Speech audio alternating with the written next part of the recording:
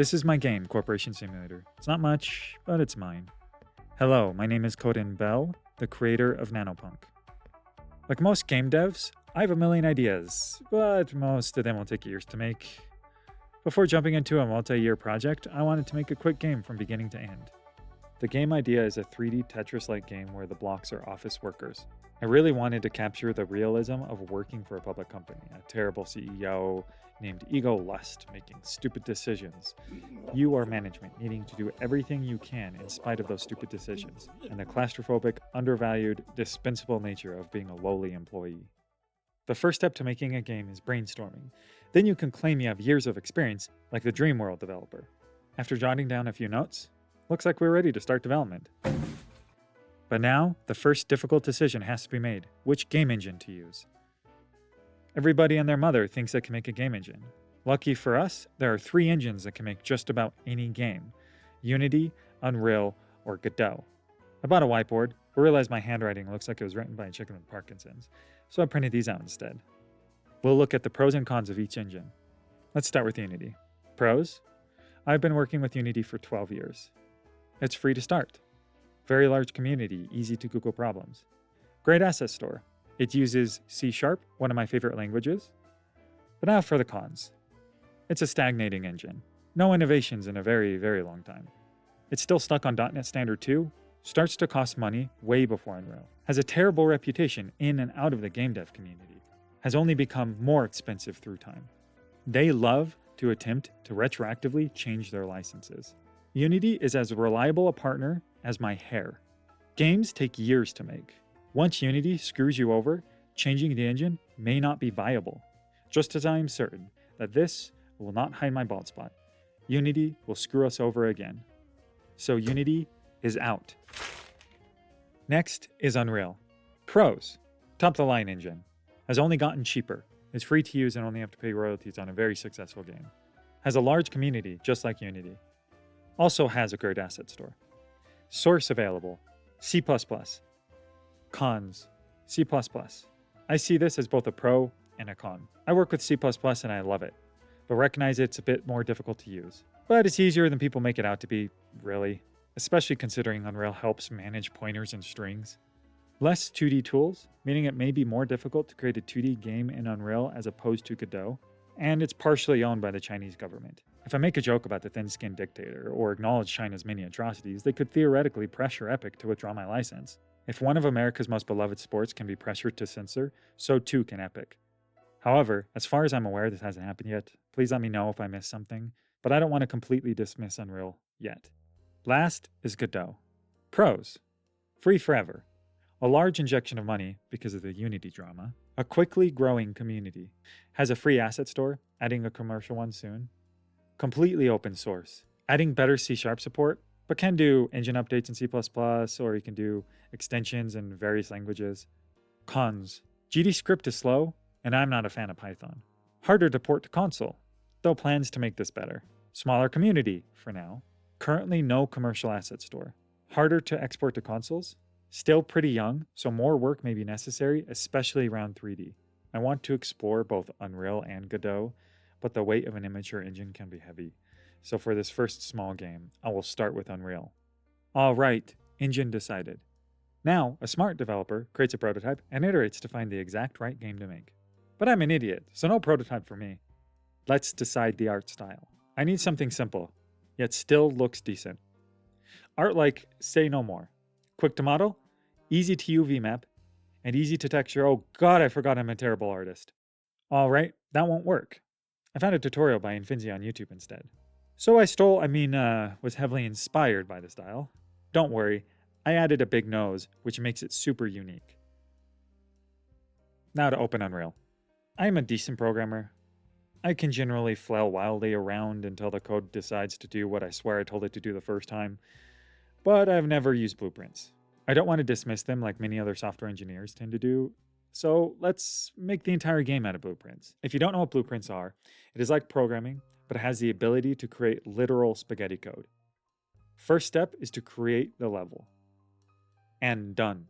Added camera controls. Pretty sure I didn't do this right, but it looks like it's working, so who am I to judge? Then I created a block base, then a few blocks, then added in spawning and placing, everything is working great. Or not. Alright, fix that weird issue.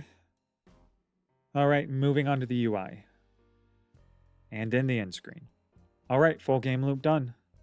Here's a title menu not even a mother could love. Now to add in the core mechanic of the game. CEO events. Ego Lust is a fickle CEO.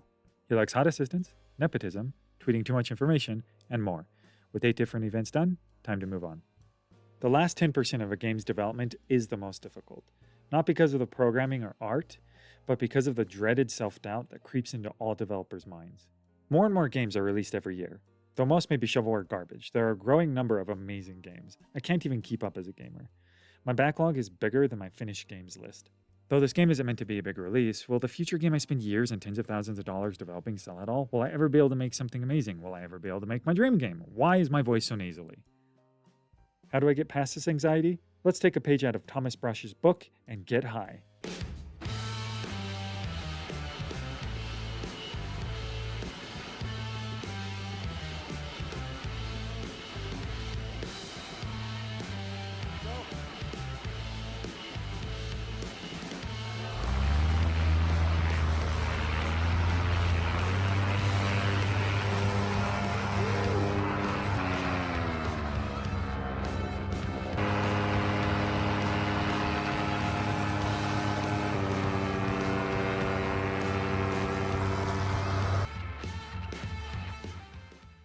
Sadly, I don't have a proper mic setup for flying, so I'm just going to do this voiceover instead.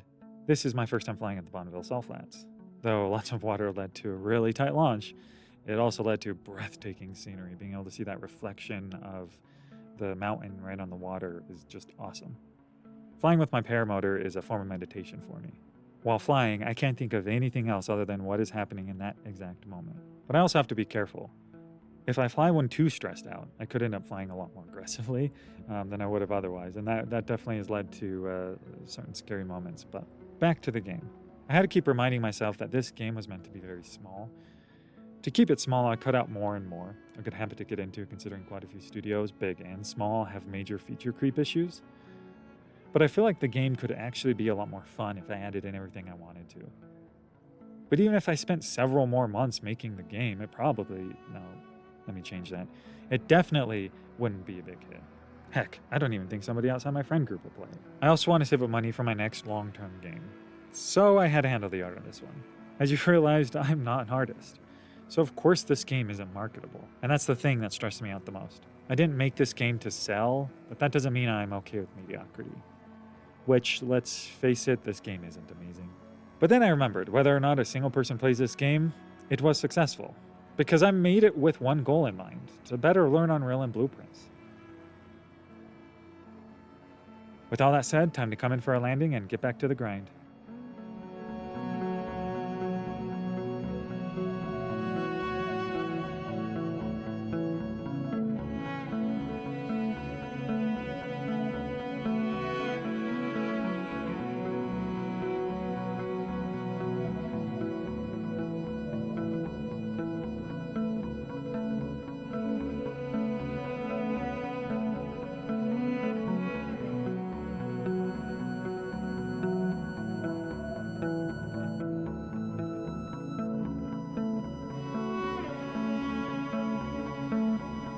Oh, he meant pot. That would have been way cheaper. Time for sound, music, and bug fixes. I used freesound.org for all the sounds and music. I just found out there's a genre of background music called corporate. You know, the really upbeat music Kickstarter scammers love to use for their videos. I was looking for one that was decent, but would get annoying after listening to the 4th or 5th loop. But I found one that was actually pretty good, and I haven't gotten annoyed from it yet, so I failed. Good crunchy sound is important for any game. So I didn't do that, just added in placement and deleting sounds. Polish is important for any game, so I didn't do that either. I know a proper installer and signing the executables is important for trusting a download, so I also didn't do that. And done. I know the game would just add to the pile of shovelware on Steam, so instead I made the game available completely for free at nanopunk.com/games. Corporation Simulator has taught me a lot about the full game dev process. First is uh,